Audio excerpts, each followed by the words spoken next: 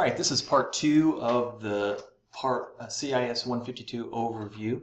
And so as I was saying in the last video, part 1, turn something in whenever something happens. Don't just say, oh, I didn't get it done, so I'm not going to turn anything in. That'll hurt you very much when you start adding up your grades. So turn something in so I can see that you've done something, and then we'll go from there. Now, this class will take a lot of time. There's a lot of content, there's a lot of reading, there's a lot of trial and error that goes along with it. It takes a significant amount of time. It's not something that you can do really quickly, like overnight. Like you can't do it in 20 minutes. You can't wait till Monday at 6 p.m. and try to cram it all in and get done by midnight. I don't recommend that. I mean, some projects you probably could. There's a few in there that you could do that. But in the beginning, you've got a lot of things to put into your mind and the concepts, and there's a lot of stuff that is confusing, and you've got to spend the time to test it out and to figure things out. Another problem with waiting until the last minute is that if you do have questions, if you're working on your homework at 6 o'clock at night or 9 o'clock at night, you can't ask any questions at the last minute. I'm not going to be waiting, or I'm not available at 9 o'clock at night on Monday, 2 hours before the project's due, to answer your questions. So you're better off to work ahead and to get as much done as you can, so that you give yourself plenty of time for questions and answering responses. And so make sure that you prepare for those things. So it does take a long time in the beginning. So you're going to be spending a lot of time reading and a lot of time experimenting. If something goes wrong with your computer, you're still responsible for getting your coursework there. So again, waiting to the last minute doesn't allow you to fix your computer or to buy a new piece of software or something like that. So working ahead is very, very, very important. Because your computer failed doesn't give you a buffer or extended hours for working on it. The projects are due when they're due, and regardless of your situation, if you didn't spend enough time to try to figure out how to upload things to the FTP, if you aren't prepared for that, then you're going to be marked. Your project's going to suffer for that. So make sure you're taking the time to make sure that you're not waiting to the last minute. I can't stress that more. If there is something that happens, for instance, maybe you get sick for an extended amount of time, maybe you're in a car crash, or you have a tragedy at home. Hopefully that never happens, but if it does, then that's something we need to talk about. We're not talking about situations where you just don't plan for something. I didn't do my homework today because I went out all night or something like that. But if there is a legitimate situation that you need to talk with me about, then that's a private matter that we can discuss. And if we need to extend some time or make arrangements or something, that's certainly something we should talk about. I will always give you feedback on your projects. I won't just give you a grade and leave it at that. I always talk about your project, your work, what you've done, what you can do better, and give you lots of feedback. It will be written feedback that allows you to read it, and then you can then take that feedback and rework your project and turn it back in. And then I will up your grade. If you had done something wrong, let's say in the images section, you've skewed your images and you've made them out of relationship to one another. Aspect ratio changes and they look stretched, and you fix that and your page looks right, then I'm going to improve your grade because you went back and worked on it. But if you only do something once and you I never want to do that again, then your grade sticks. If you got a C on it, you get a C. But if you got a C and you reworked it, you can raise your grade up 10 points from that point on. So make sure you take advantage of those things. If I see you're working and constantly and trying to improve, then I'm going to reflect that in your grade.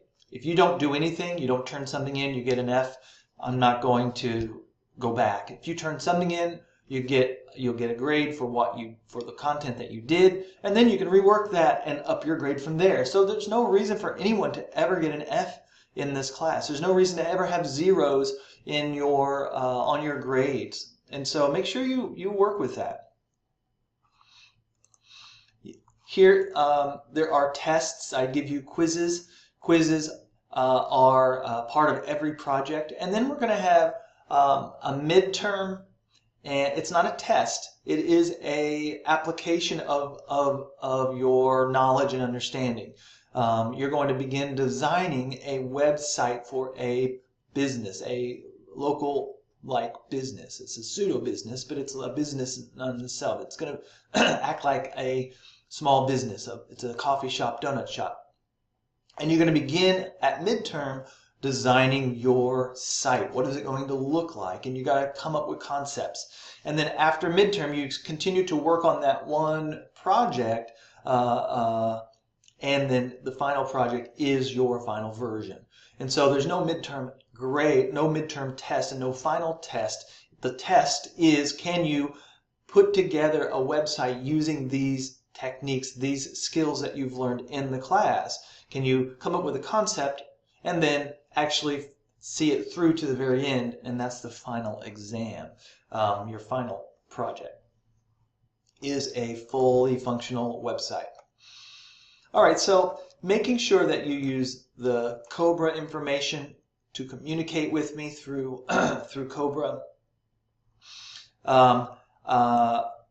Make sure you're aware of drops and withdrawals. Check your course schedule or the course catalog to go over when things are, if you decide to drop a class, when the deadline is, so that you can drop it without having a failing grade on your report card. Make sure you're doing your own work. In this kind of area, it's easy to cut and paste things, but there are lots of resources out there that you will be using, such as HTML validators and CSS validators, and there's W3 schools for just a huge amount of information. So there's no reason for you to be copying someone else's web pages when it's all really quite available. So make sure you do your own work.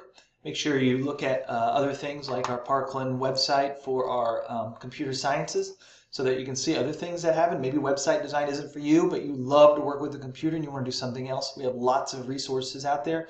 Maybe you want to work with hardware versus software. Maybe you want to get into networking versus digital media. Those are all legitimate things in the computer sciences, so check those out. There are classes such as Psychology 109, that is an introductory and kind of life career planning class that allows new students or continuing students or people who just are struggling to take classes, to take a class that helps them organize their studies and resources here on campus that allow you to have better success while you're here as a student. I've talked about the email already. Again, the withdrawal procedure, make sure you're aware of that there are deadlines and that you have to withdraw yourself from the class. If you're not active in the beginning, up for the first few weeks, I can see you're not active, I can withdraw you. But if after midterm you decide to stop taking the class, you're still on my roster, you're just going to get zeros. And at the end of the class, you're going to have probably an F, because you will have missed that content, and because you didn't withdraw, that F will go on your report card. So make sure that you are make sure that you withdraw yourself from the course. If for some reason you have a disability and you need assistance, we have a great disability department here that allows you to get assistance for those kind of things. And you want to contact Kathy Robinson in room U264. Here's the phone number here. Or you can email her at this email address. Make sure that you contact her, and she can make sure you have, maybe not for my class, but for other classes, the assistance that you need for different disabilities that exist for people these days. We also have an area for student success and success in academics, where you can go in and get tutorial help and assistance in math and chemistry and language and English. So go there and make sure that you're taking advantage of that. Those people are there to help you, and they offer you tutorials or tutoring at no charge. We also have a TRIO program that helps people find and get funding, I think, for other programs. So check out the TRIO program. Parkland also offers a mass notification system, where that if you have an emergency, or there's an emergency happening, severe weather, an incident on campus that requires people to take shelter or to evacuate, then they will notify you through your phone or through your web site or through some link, some source. They'll get in touch with you and let you know that there's something happening. Other than that, there's stuff about our computer labs. If you decide that you want to come to class, we do have labs that are available for digital media students that you can have access to. You will want to talk with me about that, so I can make sure you have door codes so that you can get into those labs and that you can get into those rooms. And so that's going to cover the basics of the syllabus here that goes over this core concepts of what you need to be doing. So you want to read this on your own. Make sure that you are looking at the schedule so that you have a clear idea of when things begin, how long the class lasts, when things are due. Make sure that you understand how to navigate your Cobra page and look at the content there. And so that's the best way to get started in the class. Pretty much once you're logged in and you are ready to go, you can begin the coursework. You don't have to wait for the official day. I believe you have access to the course content on the 12th, I believe. That's the Friday before classes actually begin. So once you get on there, this video will be on the schedule. You should be able to see all these things and you should be able to get started. If you have any questions, you do want to email me, again, using Cobra.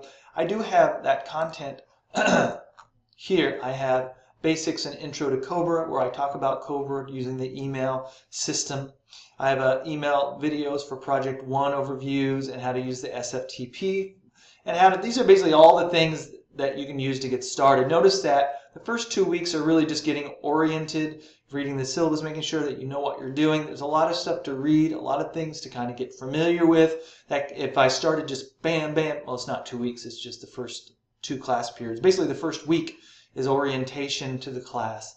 If you have any questions about anything after you read this content and watch the videos, make sure you email me and I will be happy to help you out in any way that I can.